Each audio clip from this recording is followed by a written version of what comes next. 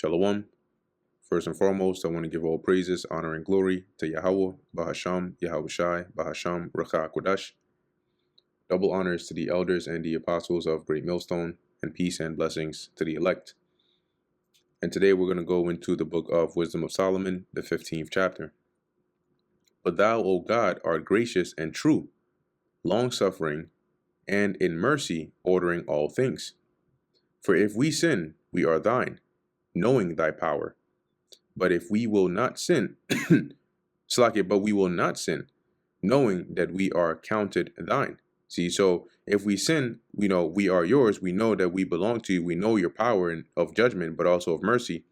But knowing that we're not going to sin. See, because we know that we are yours and we have to live a certain kind of way, being your people. For to know thee is perfect righteousness. Yea, to know thy power is the root of immortality. Because to know the power of the Lord, which comes by wisdom, you're going to follow the things that are pleasing unto the Lord, right? On to everlasting life. See, trusting, when you go to the time of the New Testament, when you trust and you believe in Yahweh Shai, that is doing the will of the Father, because it is the will of the Father that Yahweh Shai would come down and that those that would trust in him would gain immortality. So it all really comes down to knowing the power of the Lord and the obedience that you have to the Lord. For neither did the mischievous invention of men deceive us, nor an image that is their mischievous invention are their idols, nor an image spotted with diverse colors, the painter's fruitless labor. So no idol or no invention of idols or beautifully painted idol deceive us or would deceive us. The sight whereof enticeth fools to lust after it, right? So fools, on the other hand, upon seeing this idol that's, colored and painted and made a certain kind of way, they lust after it, entice them. And so they desire the form of a dead image that hath no breath. See? So they desire to worship this dead image. It's literally dead. It's not alive. That's what it means by having no breath. Both they that make them, they that desire them, and they that worship them are lovers of evil things, and are worthy to have such things to trust upon. So they are lovers of evil things, and they deserve to be caught up in idolatry, right? They deserve to worship idols, because the fate of worshiping idols will come upon them. For the potter, tempering soft earth, fashioneth every vessel with much labor for our service, right? So you have a potter, and through his work, he makes vessels that are useful for people, right? Yea, of the same clay, he maketh both the vessels that serve for clean uses. So things like holding water, right? Holding, certain things that you keep in a vessel. And likewise, also such as serve to the contrary, right? Vessels for unclean uses, vessels to store waste or certain unclean things. But what is the use of either sort? The potter himself is the judge. See, the potter decides based on how he wants to make it, right? Okay, this is going to be used for this, or this is going to be used for that. And employing his labors lewdly, so instead of using his skills and his work to build useful things for us, he uses it lewdly. He maketh a vain god of the same clay. So he'll take that same clay, and instead of making a good vessel, a drinking cup or a bowl or a vase, he makes an idol. Even he which a little before was made of earth himself, right? That is this potter. And within a little while after returneth to the same. So your as coming basically made of earth, meaning you were born, right? You're of the earth, and you would soon return to it. You're here trying to make a god of clay. It says here, out when his life, let's read that again. Even he which a little before was made of earth himself, and within a little while after returneth to the same, out when his life was lent unto him, or his life was lent him, shall be demanded. See, so this is someone who, here the author Solomon is likening, your life to being lent onto you, right? You're like, it's borrowed, and eventually your time is going to be up. And he is spending his time and his skills and his labors instead building idols. when he himself is living a temporary life. Notwithstanding, his care is not that he shall have much labor, nor that his life is short. So he ain't, he's not even worried about the fact that, you know, he's ignoring the fact that he will die soon, right? And he has to basically labor in this life, this temporary life that he has. He's not even worried about that.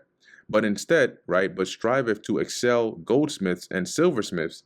So instead, he's making these fake idols, trying to compete with goldsmiths and silversmiths, and endeavoreth to do like the workers in brass, and counteth it his glory to make counterfeit things. See, and the counterfeit things being those fake gods. So instead, he's taking pride in crafting and making these fake gods. Rather than focusing on his life that's already short as it is, his heart is ashes. His hope is more vile than earth. Okay, and his heart going into his thoughts. Okay, it's worthless. They're vain like ashes. And his hope is more vile than earth. Because what is his hope? To make counterfeit things, to make idols out of clay. And his life of less value than clay. So he's worthless. For as much as he knew not his maker, and him that inspired into him an active soul, that's the Most High, inspired into him, meaning the Most High put within you a spirit, right, an active soul, and breathed in a living spirit. But they counted our life a time past, or Salakia, a pastime. So basically, instead of valuing the life you've been given, they look at it as like a pastime, right? Something that is, you know, when something is a pastime, it's just like a joy, like it's just, how do you even put it? Like a joy ride, right? It's just, you know, you just here to pass time. And our time here, a market for gain. So they look at their time on the earth as a place, as a time to just make gain. Similar to the mindset of the ungodly, going back to the second chapter. For they say, we must be getting every way, though it be by evil means. See, so no matter by whatever means we can, we got to get it how we get it. And so they look at, okay, the devising of idols, it makes money, we can make gain, and so they go ahead and they do that. For this man that of earthly matter maketh brittle vessels. A brittle vessel is, you know, it's like that word brittle in here. It's like something that can break easily. Right, hard, but liable to break or shatter easily. So, verse 13, right? For this man that of earthly matter maketh brittle vessels and graven images. So from the clay, he makes those vessels and graven images, which are idols, knoweth himself to offend above all others. So he knows what he's doing. And he knows that it's an offense. He knows that it's going to cause people to stumble. And all the enemies of thy people that hold them in subjection are most foolish and are more miserable than very babes. So now he's saying here, you got this idol maker here who knows what he's doing is an offense above all others, but there are some that are even more foolish than such an individual, which here goes into, as he says, the enemies of thy people that hold them in subjection. And he's going to start to segue into that as we get into, I believe, like the 15th or really 16th, 17th chapters, circling back to Egypt. But in any case, it says here, all the enemies of thy people that hold them in subjection are most foolish and are more miserable than very babes. They're dumber than babies, right? Not to insult babies, but to say like babies have a lower level of intelligence compared to an adult. For they counted all the idols of the heathen to be gods, which neither have the use of eyes to see, nor noses to draw breath, nor ears to hear. So they carved them out. They give them ears, they give them a nose, they give them eyes, but they can't see, they can't smell, they can't hear, nor fingers of hands to handle. And as for their feet, they are slow to go, means they can't move. For man made them, and he that borrowed his own spirit fashioned them. Your spirit is borrowed.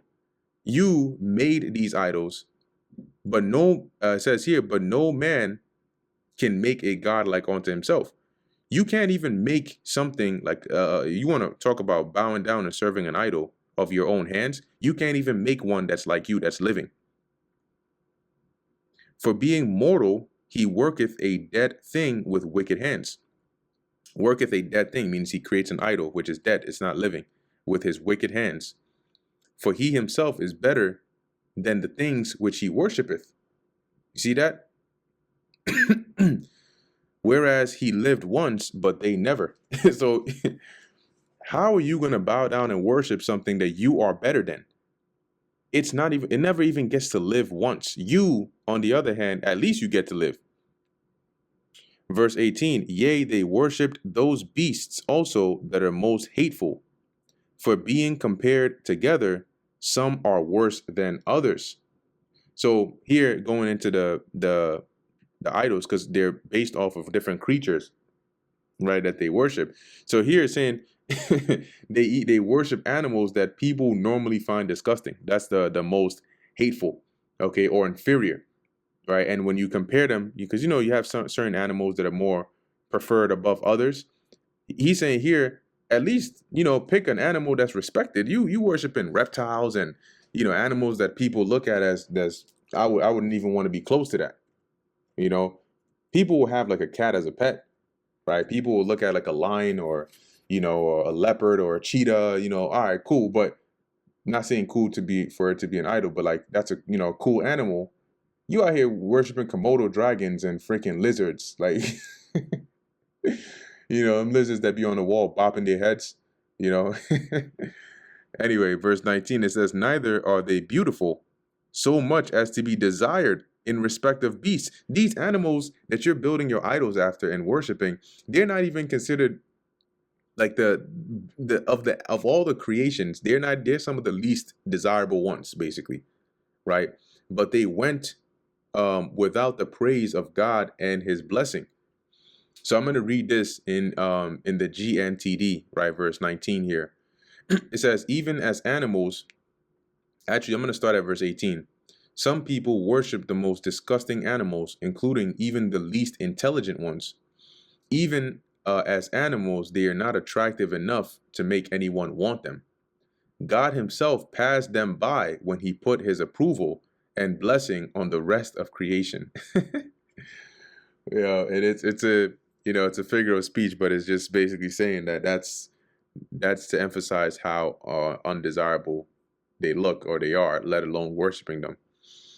And that brings us to the end of the book of Wisdom of Solomon, the 15th chapter. Lord willing, that was edifying to the elect. In closing, I want to give all praises, honor, and glory to Yahweh, Bahasham, Yahweh Shai, Bahasham, Racha Kodash. And until next time, Shalom.